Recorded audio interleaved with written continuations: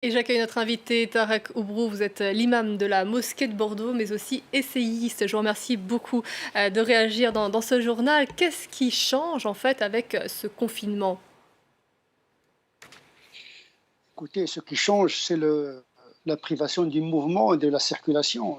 Le ramadan, il se vit d'habitude dans la société, il a une dimension sociale horizontale. Le confinement ne permet pas cette dimension de solidarité, de contact, de vie au cœur de la société.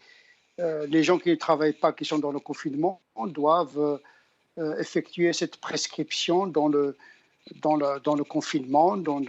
Mais c'est une occasion pour eux de se remettre en cause, de méditer, de vivre la liberté autrement, parce qu'il s'agit de la pratique de l'esprit. Or, l'esprit n'est pas confiné.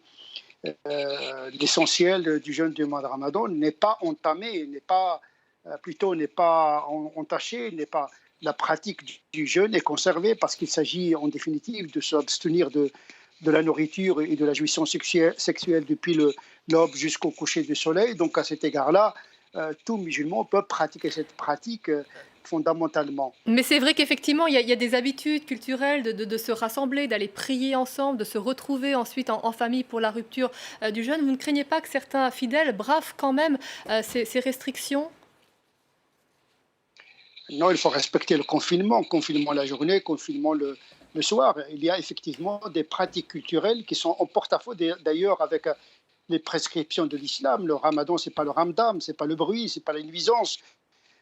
C'est vrai qu'on est privé de liberté dans le sens qu'on ne peut pas aller à la mosquée pour faire les prières collectives, mais ce n'est pas une obligation en tant que telle. Les musulmans peuvent prier chez eux. Il ne s'agit pas de profiter du ramadan pour causer du bruit aux voisins, de s'affranchir du confinement. Il faut respecter le confinement jusqu'à nouvel ordre. Ah, vous l'évoquiez effectivement, ces contraintes permettent aussi de vivre sa foi différemment et de lui donner une toute autre dimension. Et c'est ce que les musulmans peuvent tenter de trouver aujourd'hui à travers ce mois de Ramadan.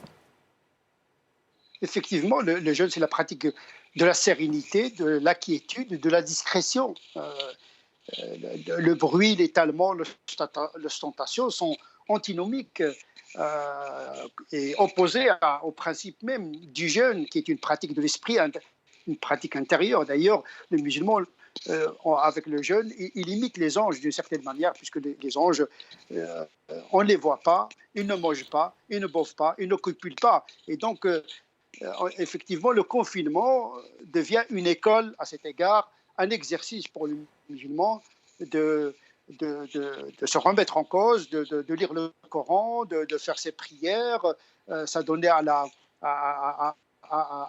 lecture, à l'étude, s'occuper de sa famille, prendre le temps de connaître ses enfants et toute la famille. Donc, on peut, d'une manière ou d'une autre, vivre sereinement le jeûne du mois de Ramadan. Notre reportage parlait de la solidarité. Comment s'organise-t-elle dans un tel contexte et notamment chez vous à Bordeaux? Effectivement, notre association organise des colis, donc nous distribuerons des colis en collaboration avec la préfecture, donc c'est possible. Donc la solidarité pendant le mois de Ramadan ne s'arrête pas. Et les réseaux sociaux également, c'est un moyen de communication. La solidarité par la parole qui apaise. On peut visiter les gens chez eux à travers des objets technologiques. Donc le lien reste d'une manière ou d'une autre. Je vous remercie beaucoup, Tarek Oubrou. Je rappelle que vous êtes Merci à vous. l'imam de la mosquée de Bordeaux. Vous êtes aussi essayiste. Merci à vous.